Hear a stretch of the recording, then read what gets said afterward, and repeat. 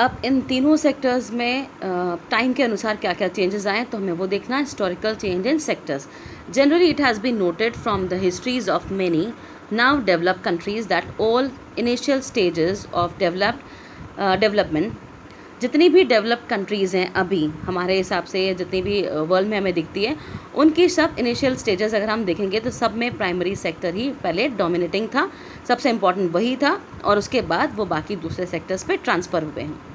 As the methods of farming change, जैसे जैसे farming के मेथड चेंज होते गए, एग्रीकल्चर सेक्टर जो था वो भी डेवलप होता चला गया और उस पर जो लोगों की डिपेंडेंसी थी वो कम होती चली गई।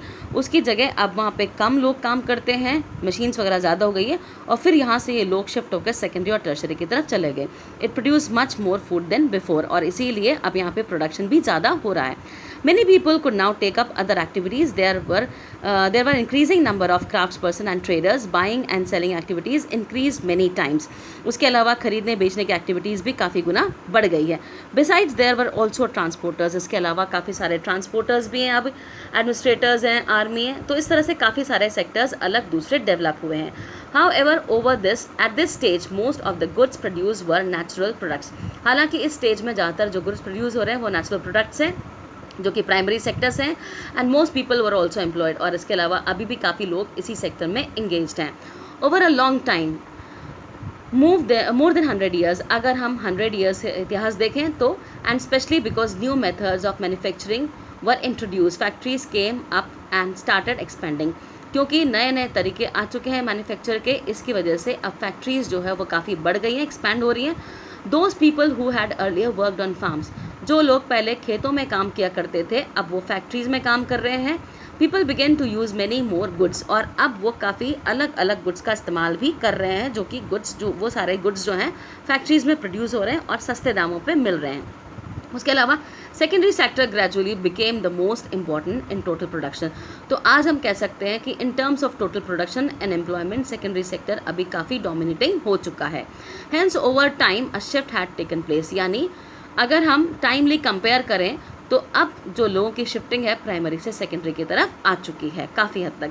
This means that the importance of the sector had change, यानी पहले प्राइमरी इंपॉर्टेंट था, अब सेकेंडरी इंपॉर्टेंट हो चुका है। इन द पास्ट 100 ईयर्स, अब 100 साल का इतिहास देखें, there has been a further shift, तो और थोड़ा और शिफ्ट हुआ है सेकेंडरी से टर्शरी की तरफ डेवलप कंट्रीज़ में।